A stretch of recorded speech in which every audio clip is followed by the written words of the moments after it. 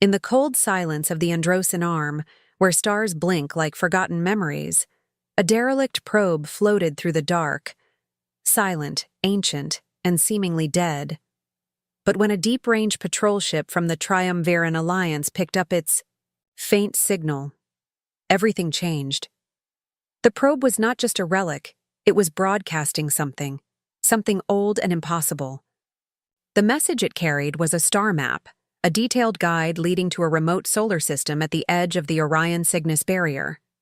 Most puzzling of all, the probe was marked with Earth's origin code, a world known to be pre-FTL, primitive by galactic standards, and long forgotten by explorers.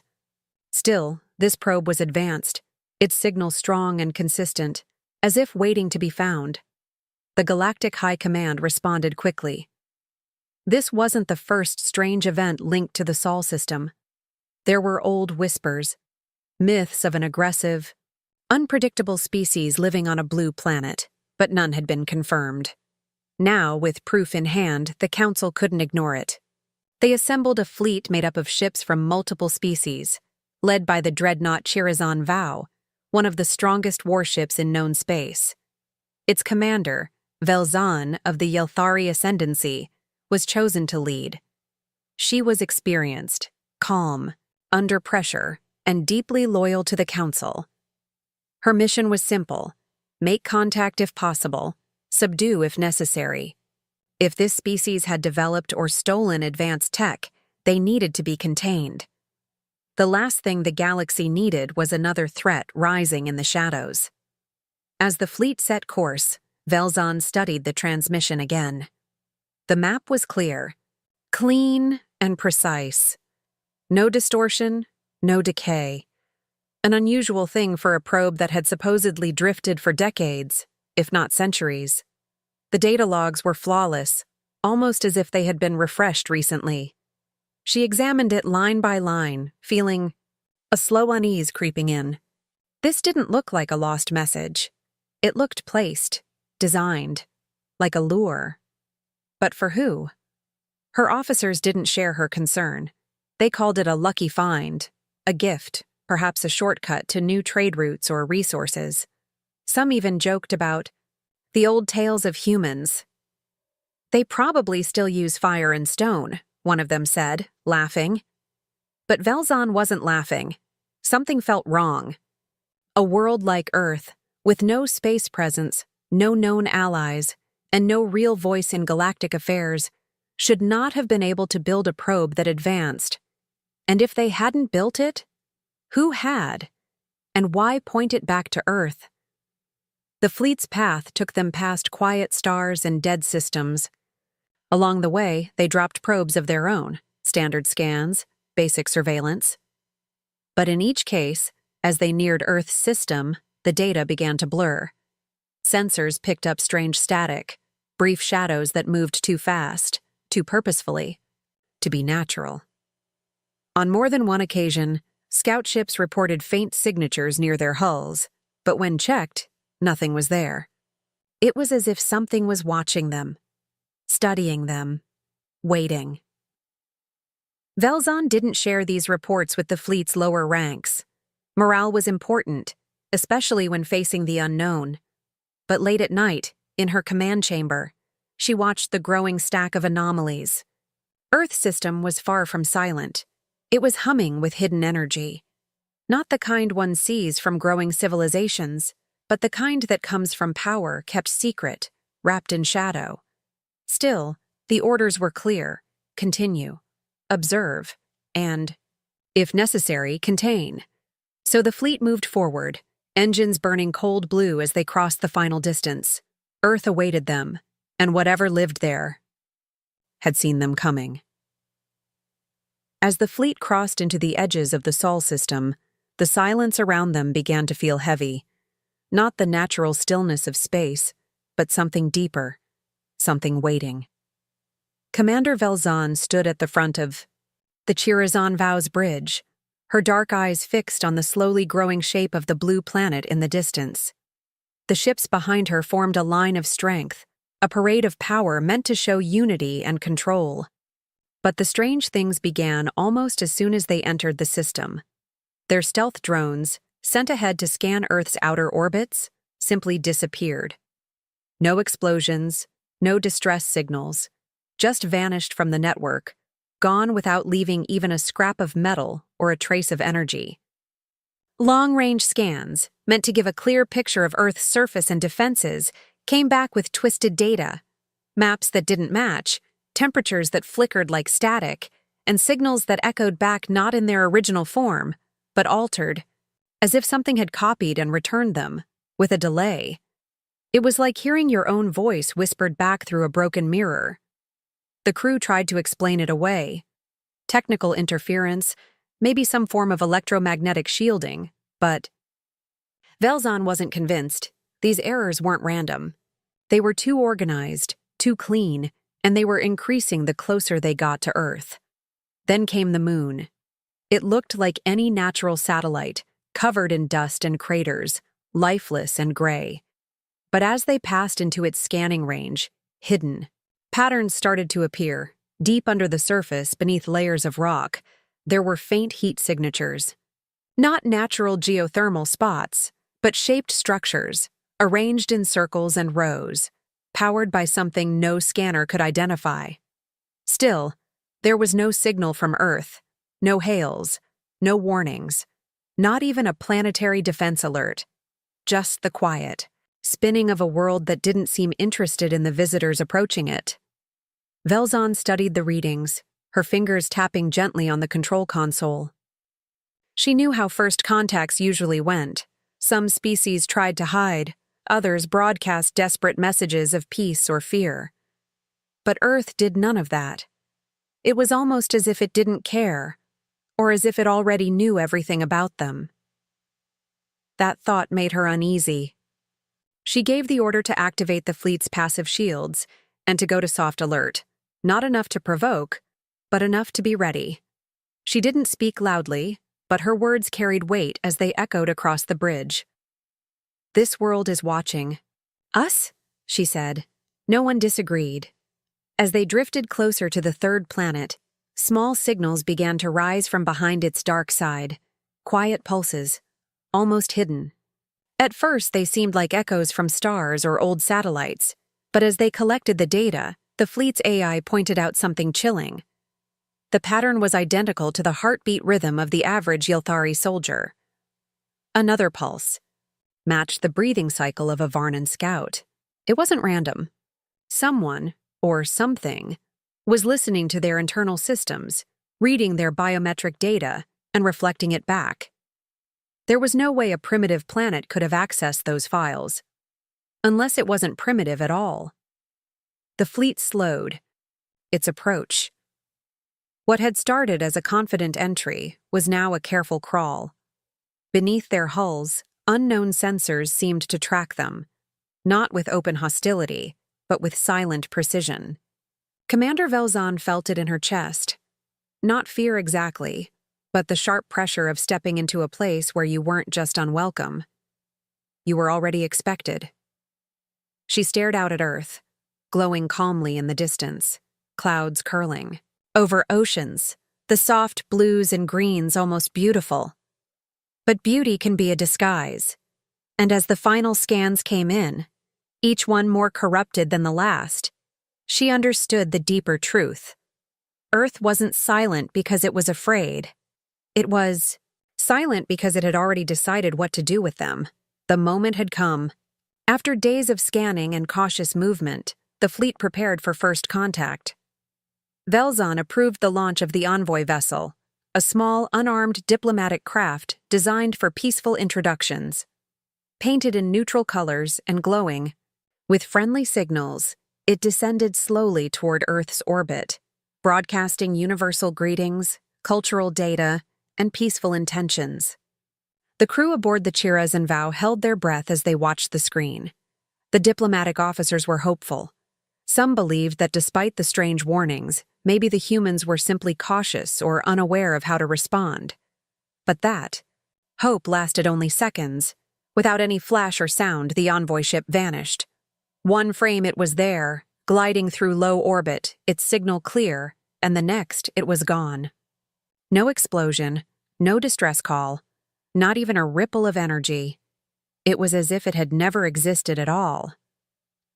The bridge went silent. Then alarms rang across the dreadnought as warning symbols began to flash. Velzon didn't hesitate. She ordered, "The fleet to full alert.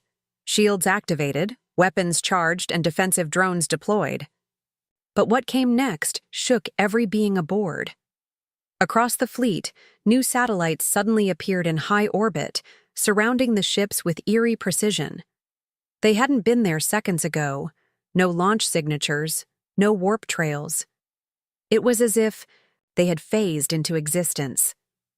Smooth, black, and featureless, the satellites floated silently, each one locking onto a ship, holding position without moving or speaking. Then came the signal. One of the escort frigates, the Talon's Eye, went. Arc! Its AI systems crashed and rebooted with a strange pulse, followed by a single message that spread like a virus through the entire fleet's network. It appeared on every screen, every console, every display, written in every known language, used by the Council species, including Velzon's own. It was short, cold, final. "You've come looking for war. You'll find extinction instead." Some officers tried to shut down their systems, but the message played again and again, not in anger, not in panic, but calmly, almost like a warning already given too many times. Velzon's command team jumped into action. Attempts were made to retreat, to pull back into safe warp range, but the space around them was no longer ordinary. Gravity readings spiked, warp paths folded in on themselves. Time delay stretched strangely between ships. It was like Earth had rewritten the laws of physics in its own backyard. Communication between vessels became distorted, messages looping, changing, or arriving before they were sent. Something, or someone, was interfering with the very fabric of space. Panic began to rise among the junior officers. They weren't facing a hostile empire or a known enemy with weaknesses. They were standing before something that had chosen not to answer, chosen not to talk, and then acted with terrifying precision. Every attempt at scanning the satellites failed. Their material didn't match any known element. Some ships tried firing warning shots, but the energy beams were absorbed mid-flight by invisible shields. No sound, no flare, just quiet, complete control. Velzon realized something. Deep and frightening, this wasn't defense. It was dominance. She stared at Earth, its blue oceans calm, clouds drifting lazily over green continents. The planet hadn't changed. No new ships launched, no armies moved. But it had made its message clear. They had been watched, measured, and judged, and now the door was closing. Velzon gave the retreat order again, this time in manual command, bypassing the infected systems. The fleet scrambled, desperate to break the hold that Earth had wrapped around them. Engines fired, ships pulled back, and for a brief moment, it looked like they might escape. But as the stars bent ahead of them, Earth's grip tightened, and the sky around them began to darken. Not with shadow, but with silence. A silence that meant someone was still watching and would not let them leave so easily. The retreat had barely begun when space itself seemed to betray them. What started as a controlled withdrawal turned into chaos within moments. The stars ahead twisted and blinked unnaturally, as if refusing to guide them. Beneath the ships, gravity wells began to bloom. Silent, invisible traps that didn't tear space open like weapons, but folded it inwards, dragging the massive vessels down like insects into liquid. These were not natural phenomena. They were placed, timed with precision, and powered by something far beyond known technology. Velzon shouted for evasive maneuvers, but the fleet was already breaking apart.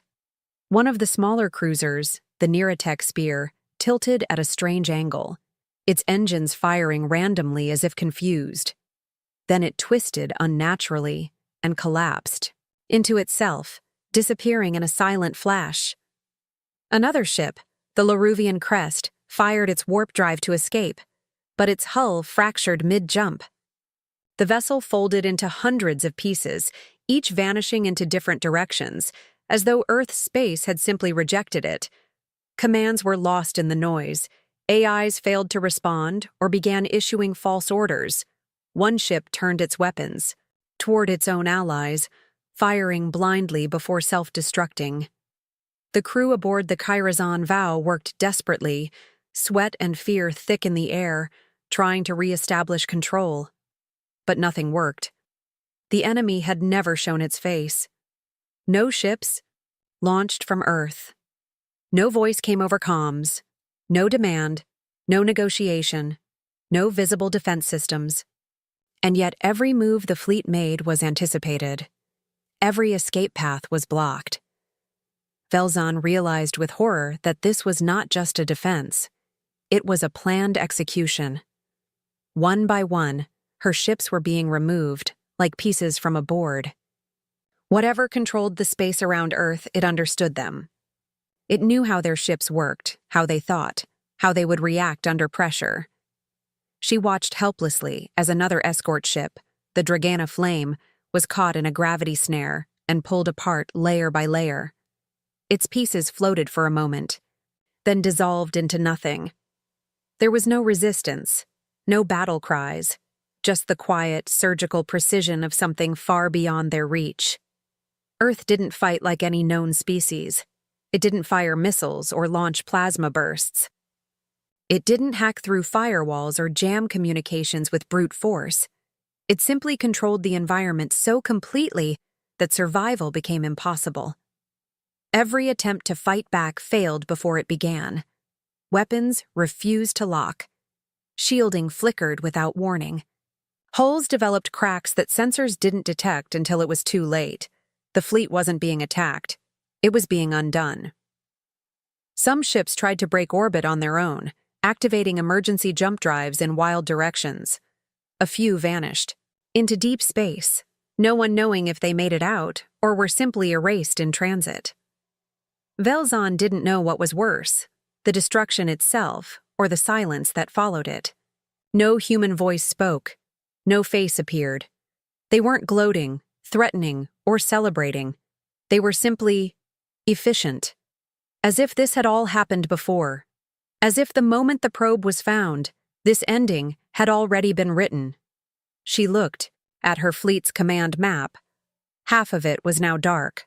Ships gone, crews lost, allies vanished. And Earth just kept spinning below them, unchanged and unmoved, its clouds curling peacefully over the planet, as though nothing had happened at all. In that moment, Velzon understood the full truth. Earth wasn't defending itself out of fear. It was executing a protocol, a silent, perfect defense built not to win wars, but to end them before they even began. Through fire, broken metal, and twisting space, only one ship managed to escape the silent storm Earth had unleashed. The Aelthari Whisper, a scout-class vessel built for speed and stealth, had taken heavy damage during the chaos, its jump drive fractured and sparking. But it still moved, barely. Inside, the once quiet halls echoed with alarms and the hiss of leaking atmosphere. The crew was gone, most lost to the destruction, or taken by gravity snares that had torn through the fleet like invisible claws. Only Velzon remained, slumped. Against a support beam, her arm injured and uniform burned in places, yet her eyes still sharp with a fire that pain could not put out. She had seen destruction before, had led campaigns against hostile worlds and dangerous species. But this was something else. There had been no battle, no true enemy to fight. Earth had not responded with rage or panic. It had moved with perfect calm, as if cleaning up a mistake. As the ship limped through the edge of known space, Velzon activated the emergency beacon. Her voice, usually steady and commanding, trembled with shock and fury as she recorded the message meant for the galactic network. It was transmitted, in the clear, without encryption, because this wasn't a military report anymore. It was a warning. They didn't ask questions. They didn't threaten. They watched. And when we stepped too close, they ended us like we were insects. The transmission echoed out, traveling from relay to relay until it reached the far edges of council space. Planets across different systems paused to hear it. Scientists, military leaders, and diplomats all stared at the screen as Velzon's battered face appeared, half-lit, eyes wide, and voice raw. Earth is not primitive. Earth is not unknowing. Earth is a trap. Her words fell like stones into still water, sending ripples through every political alliance and military order. Those who had once debated Earth's potential now understood. It had never been about potential. It had been about patience. Earth had waited, saying nothing, hiding everything, and when the fleet came too close, it had ended the threat without hesitation. On board the Aelthari Whisper, systems flickered. The ship groaned, barely holding together as it moved on unstable power. Velzon sat in silence, staring out of the cracked viewport at the stars ahead. She didn't know if she would make it to a recovery point. But her message had left the ship, and that was enough. It had to be. She remembered the moment when the last ship in the fleet, the Zarnok Pillar, was torn apart by a gravity wave that came from nowhere. She had watched its crew vanish mid-teleport, their signals scattered across readings like dust in a wind. Earth had not answered their arrival with confusion or diplomacy. It had acted as if it knew this would happen, as if it had seen fleets like theirs before, and survived them. Velzon didn't know how Earth had gained such power, or why it had hidden for so long, but she knew one thing with absolute certainty. This was not the end. Earth had seen the galaxy now, and it had chosen silence. Not because it was afraid, but because it understood something the rest of the galaxy did not. As her ship drifted forward, barely holding course, she closed her eyes, feeling the weight of what she had witnessed pressing down like gravity. She was the only one left, the only voice to tell the story. And somewhere behind her, Earth continued to spin beneath its calm clouds, quiet, unreadable, and completely awake. The galaxy erupted. Velzon's broadcast, raw and unfiltered, spread like wildfire across the galactic network, causing shockwaves that would never settle. Council chambers, once filled with calm discussions about humanity's uncertain future, now buzzed with panic. The species that had once debated whether Earth was a fledgling civilization or a primitive, harmless world were now scrambling for answers. No one had ever considered Earth a threat. How could they? A planet stuck in the pre-space age, with no sign of advanced technology or weapons, had never even registered on their radar as something to worry about. But now, after hearing Velzon's desperate message, everything changed. Earth was no longer seen as a potential ally or a distant curiosity. It was a danger, a ticking bomb. Some council members called for immediate retaliation, mobilizing fleets, forming alliances, preparing for what seemed like an inevitable war. Others, more cautious, argued for complete isolation to avoid provoking a force that had so effortlessly destroyed the invading fleet.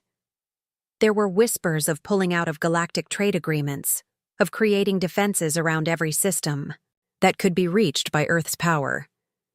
Fear gripped the core worlds, and for the first time, planets that had been relaxed and confident in their place in the galaxy now found themselves vulnerable. But as the debates raged on, a different fear grew, a fear that the galaxy had underestimated Earth's capabilities from the start. Behind the diplomatic hullabaloo, a faction of war-hungry species began to prepare. They weren't willing to wait for Earth to make the next move. They were ready to strike first, believing that if they didn't, the humans would come for them next, methodically wiping them out as they had with Velzon's fleet. Fleet commanders issued orders to ready warships. Training exercises were accelerated. Entire military structures, long dormant, were reactivated, and the threat of war loomed heavily over the council. But just as the military factions began to move, a cold truth settled in. it was already too late. Deep space telescopes, placed in the most remote corners of the galaxy, began detecting multiple high-velocity signatures leaving Earth's solar system. Ships, more than a dozen, had launched from Earth, using technology that no one had seen before, traveling at speeds that defied comprehension.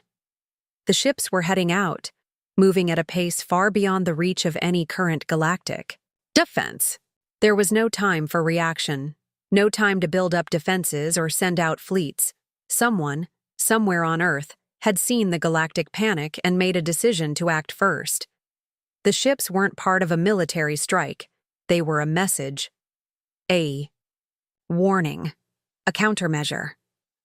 The ship's trajectory suggested they weren't heading for any particular world in the Council.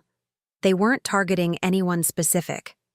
Instead, it seemed as though Earth had sent out its own answer, a demonstration of its readiness to face the galaxy. The ships were moving at incredible speed, so fast that they would reach distant systems long before any fleet could react. Whatever happened next, Earth had taken the first step into the stars, and it was clear that humanity was no longer a passive participant in galactic affairs. Velzon's warning had been heard, and Earth had already begun its next move. The why question now wasn't whether the galaxy was ready for Earth, it was whether Earth was ready to deal with the galaxy in return. And all around the galaxy, in the dark of space, countless eyes began to watch, waiting for the inevitable confrontation to unfold. The galaxy had held its breath for what seemed like an eternity, but the moment of reckoning had finally come. High above a council world, a lone ship appeared from the darkness of space. It was cloaked, its shape barely perceptible against the backdrop of distant stars. No grand announcement, no demands, no fleets of warships in tow, no ambassadors offering treaties or ultimatums. Just one small vessel hanging in the void, its presence alone speaking volumes. As the planet below watched in eerie silence, the ship transmitted a single message, its words carried by an AI interface that had been waiting patiently for the right moment to speak. The message was simple, cold, clear. We didn't start this war, but we will end all of them. The message echoed through every system, every relay, every comm station in the galaxy. For a long moment, nothing else happened. The planet below was frozen in place, every eye trained on the sky. The Council worlds, once so sure that they had outgrown their fears of primitive species, now understood with terrible clarity what Earth had become. It wasn't just about advanced technology or military might. Earth had never needed either to succeed. What made humanity different, what made them a force unlike anything the galaxy had ever faced, was their ability to adapt. It wasn't about cruelty. It wasn't about numbers. It wasn't even about their weapons or ships. Humanity's greatest strength was the most dangerous one of all. They never stopped evolving. Each generation learned. Each mistake was studied. Every defeat was a stepping stone to a new victory. They were an unstoppable force because they understood how to change, how to grow stronger with every challenge they faced. And now, with the galaxy at their feet, they were no longer the quiet, isolated species they once were. They were awake. The implications were staggering. The Council had spent centuries assuming that they were the ones in control, that their advanced technology, their alliances, and their vast knowledge made them the pinnacle of existence in the universe. They had never seen Earth as a threat because they thought the humans were still too naive, too limited in their reach. But they had been wrong. Terribly wrong. Now the galaxy watched in disbelief, realizing that humanity had not only survived but had quietly been preparing. Not for a single war, not even for a single victory, but for the moment when they would rise as a true power in the galaxy, one that would reshape everything in its path. The ship above the Council world did nothing but wait. There were no fleets. Behind it, no armies to fight, just the calm, knowing presence of a species that had outlasted everything thrown its way. And as the galaxy held its breath, the final realization dawned. Earth had never been about the past. It was about the future. And that future, filled with boundless potential and untapped power, was now in the hands of the humans. The paradox of their existence became clear to all. The deadliest species in the galaxy had survived not through violence or overwhelming force, but through sheer adaptability. They had learned, evolved, and woken up. And now it was the galaxy's turn to understand the price of that awakening. For the humans weren't just survivors. They were becoming the rulers of an entirely new order, and nothing in the galaxy would ever be the same again.